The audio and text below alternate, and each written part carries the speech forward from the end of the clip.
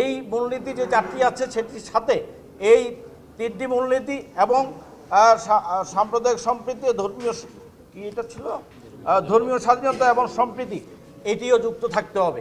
আমরা মনে করি যে কোনো সংবিধানের রাষ্ট্রের মূলনীতি তৈরি করবার ক্ষেত্রে পার্লামেন্টের 2/3 মেজরিটি অথবা সংখ্যাগরিষ্ঠতার জোরে একটি দেশের মূলনীতি তৈরি হতে পারে না, একটি দেশের মৌলিক জায়গা ঠিক করা যেতে পারে না।